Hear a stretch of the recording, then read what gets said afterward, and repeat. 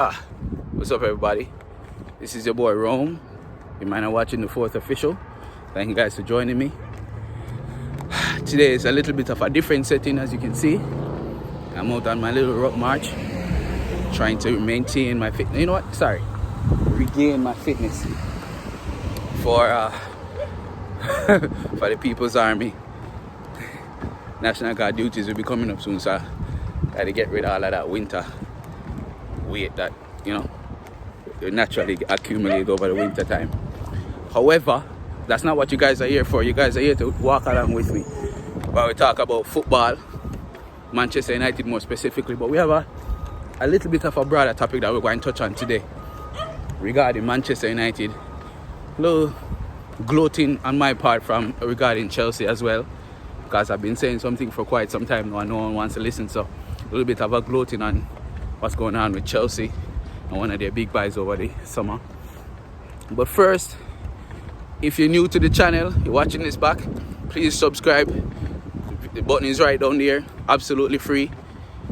And if you like football content, like talking about Manchester United, or just some common sense talk about the game itself, subscribe to the channel. We have a whole lot more coming. And so the first thing I want to touch on is that yesterday I made a video talking about Manchester United and the type of football club, for want of a better phrase, that the club has become, right? Talk about how since the Glazers take over in the mid-2000s, Manchester United has changed the mantra and it's no longer a football club, but now Manchester United LLC. And we've been seeing that over and over the years, where the Glazers just keep taking dividends out of the club. And had it not been for Sir Alex Ferguson and his greatness and brilliance, we would have faltered a long time ago. But since Sir Alex Ferguson left, since man like David Gill left, we've been struggling to compete, struggling to win trophies, just struggling to bring in talent overall. The only thing that we've been living off of is your fan base and the history of the club, right? And yesterday I spoke about the club moving away from being a football club to being an LLC, because they got taken over by American businessmen who bought the club on debt. That's number one. They acquired the club on debt. Go into a bank and say, hey, I have this much assets. Why don't you just give me this money so I can go take over this club? And that's exactly what they did. And ever since then, the club has just been accumulating debt after debt after debt every year. And yesterday we spoke about how the CEO or the chief executive financial officer, whoever he is, Ed Woodward, his main aim, his main goal is to make sure that he makes money for the shareholders, right? The shareholders being the Glazer family, right? The Glazer family who just so happen to own Tampa Bay Buccaneers, who just won the Super Bowl. So can you imagine how much investment they made into Tampa Bay Buccaneers by bringing in Tom Brady and other men into the team? But no sort of investment into Manchester United. Quality investment other than making signings that can make them money that we spoke about yesterday. Well, today we hear that not only are these men surviving and living lavish lifestyle during a pandemic that we are suffering through, but they just sold a portion of their shares in Manchester United that made them $100 million. So let's put that in perspective. They didn't sell all of their shares and give up authority of the club. They sold a portion of their shares, a small portion, maybe about 4% of that portion. That made them $100 million. And they're still majority shareholders in the club, which means they still maintain their ownership of the club. You understand what I'm saying? So they still have a foothold of the club, even though they're running the club down to the ground, bruv. And one can only hope that someone comes along with a crap ton of money and just say, and just someone who actually loves football. These men are capitalists, bro. These men grow up in a business world in America where all they do is run their business on debt. You understand? They see debt and they smile. These men are selling their shares, 2-3% of their shares, and making $100 million, while the club is still operating on a $464 million worth of debt. $1 million worth of debt. No, sorry, not even dollars, are probably pounds or two. So it's kind of sickening and saddening that these men are running the club down to the ground, and there's nothing we can do as fans other than don't buy the merch, bruv. Don't subscribe to how you doing, sir? Don't subscribe to places like MUTV. Yeah. Just don't drop those subscription. And once you do that, they start making money. You start buying the jerseys. What else can they do? They can't do anything about it. It's kind of sickening, bro, and it's pissing me off. But on to bigger and better things.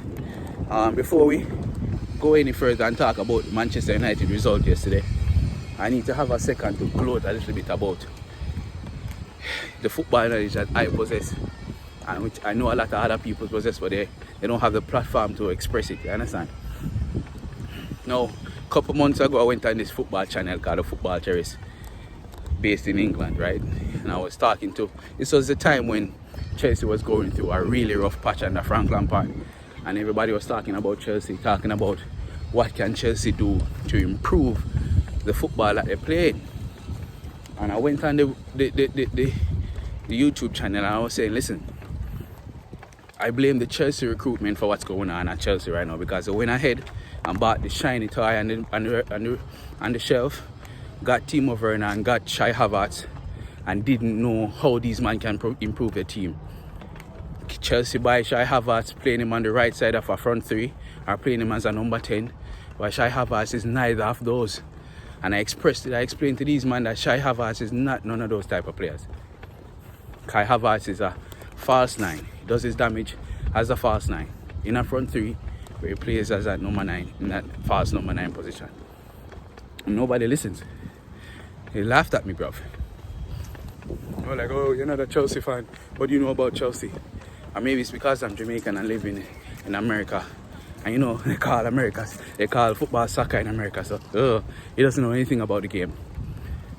Well, today, the Chelsea coach, the Chelsea manager, the man who has brought them out of a rut and back into Champions League qualification fighting, said that Kai Havertz, he sees Kai Havertz as that false 9, that one that plays right there, right above the number 10 position, where he can link up with the midfield and get in goal scoring position. Tuchel just said that today, and he's the man who's coaching him, who's getting paid millions of dollars to coach the Chelsea team. So, all you man and the fourth official that said shit,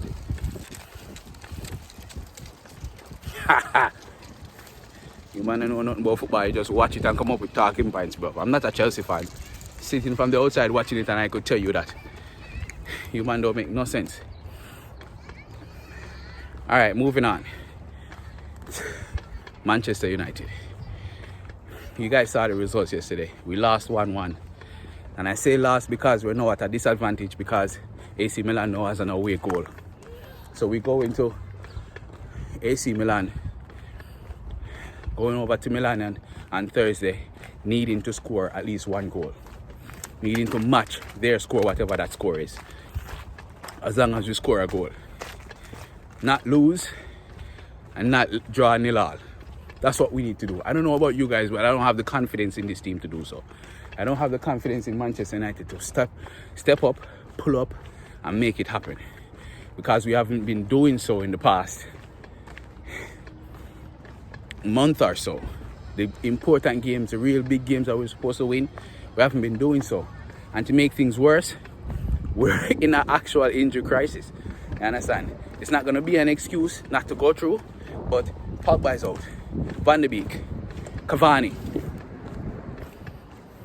Rashford, Martial. We have all our forward players out. Everybody who can possibly go up there and score a goal, out. The only thing we have going for us in this game, Thursday, is the fact that we're not playing at Old Trafford. Because believe it or not, we have been phenomenal away from home this season. So, is it possible we can go there and do a job? We'd have to pull off another European night like we did in Paris a couple of years ago, where we go over there losing 3-1 and come back and win it. But can we do it though? Can we pull it off? We won't have a Rashford anymore. We'll have to play. And I know Diallo came on and Diallo did a job, which was freaking awesome. Scored, gave us the go-ahead goal. But know we're going to have to rely on him for 90 minutes, 60 to 70 minutes. We're going to have to rely on Mason Greenwood again to come on to play. Daniel James. And we're going to have to rely on a makeshift defense because the man doesn't make sense. The man we're currently having our defense don't make any sort of sense. So, it's going to be on Ole Gunnar Solskjaer to get his tactics right. We see how AC Milan is going to have their players back. Rubic is going to be back. There's a chance that Zlatan is going to be back. And we won't have our players back for that. So we need to do something. And we need to do it fast. What am I tell you? But before that, we have West Ham this weekend. West Ham is a different type of team without Jesse Lingard in there. We know he improves the teams, but they're still dangerous. They're still dangerous. West Ham is fighting for the first time in their life this late in the season for Champions League football. West Ham is not looking back for European football this time. They're looking for Champions League football, which means they're playing some good football. Souček is very dangerous. Antonio is strong. Very dangerous. So we have to show up and defend like bosses in the back while making sure that we can score. Again, how are we going to score? We don't have any strikers. We haven't been scoring for a while. So here we go again. Well, anyway, looking forward to the West Ham game. Make sure you, man, check out your Fantasy team. I need to get rid of a couple players myself. Don't forget, drop a like on the video. Subscribe. Kind of free to do so. Let's hit the subscribe button where you have to lose. Take care of yourself. Take care of others. Manners.